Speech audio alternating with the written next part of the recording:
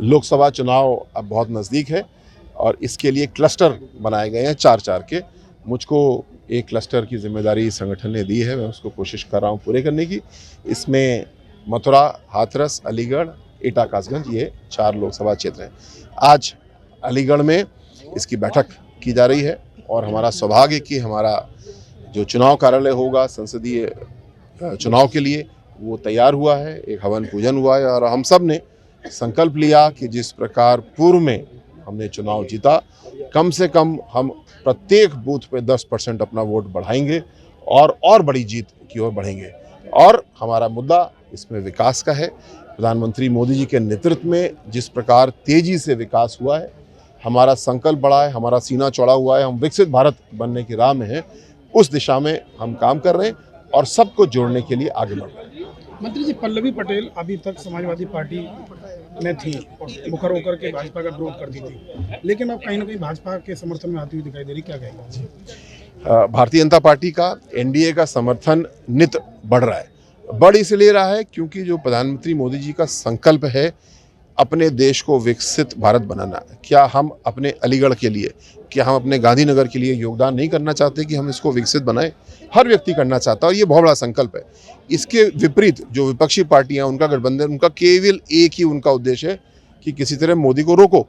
तो जो व्यक्ति विकसित भारत बनाने की राह में देश को ले जा रहा है, उससे लोग जुड़ रहे हैं।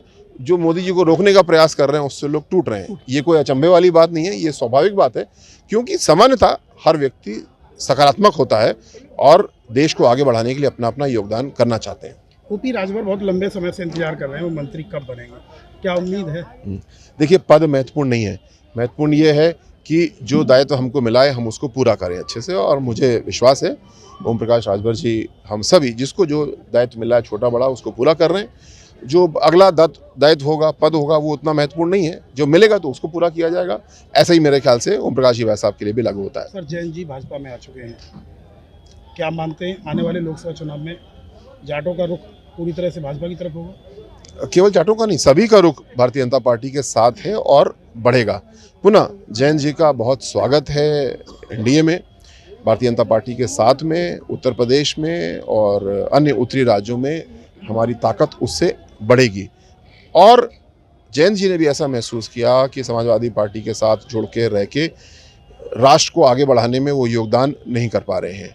केवल मोदी विरोध की बात वहाँ पे हो रही है और राष्ट्र को आगे बढ़ाने की बात जहाँ हो रही है एनडीए में, भारतीय जनता पार्टी में, आदरणीय जैन जी का, पूरे राष्ट्रीय लोकदल का हम लोग स्वागत करते हैं। कंधे से कंधा मिलाकर आगे बढ़ेंगे, केवल इस चुनाव में नहीं, विकसित भारत के संकल्प में आगे बढ़ेंगे, राष्ट्र को आगे बढ़ाएंगे। सरकार जिस तरह 2024 में फिर अब ये आखिरी सवाल प्रेस कॉन्फ्रेंस में किसानों ने फिर विरोध शुरू कर दिया है। किसानों का कहना है कि जो है केंद्र सरकार जो उनके एमएसपी की जो कहा था वो लागू नहीं कर पाई। ये कुछ लोगों के गुमराह करने में कुछ ऐसे साथी हैं जिनको हम देख रहे हैं कि विरोध कर रहे हैं, और मुझे विश्वास है कि उनको भी तार्किक तौर पे हम लोग समझा पाएंगे।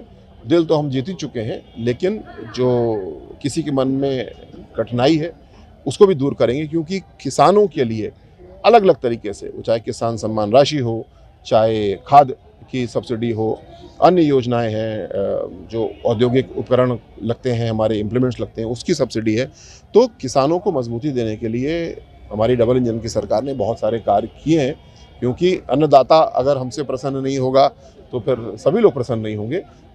मुझे विश्वास है कि ये जो अभी छोटी सी कठिनाई आई है, विरोध है, प्रदर्शन हो रहा है, उसको भी हम लोग दूर करेंगे, लोगों को समझा करके उनका दिल जीत करके। सर, 2024 में लोकसभा का कितना नंबर रहेगा?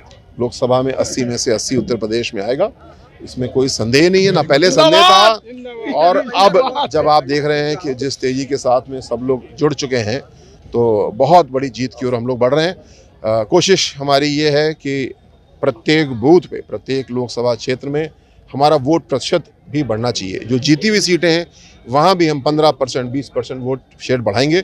और ऐसे समाज में, ऐसे समूह में जहाँ पे हमको पहले वोट कम मिला था, विशेषकर हम उनका दिल जीतने के लिए प्रयास कर रहे हैं। विकास के लिए तो हमने काम किया ही है, हम उनको भी जोड़ेंगे। और मुझे पूरा विश्वास है, विशेषकर अलीगढ़ के लिए कम से कम 20% वोट शेयर हमारा बढ़ेगा।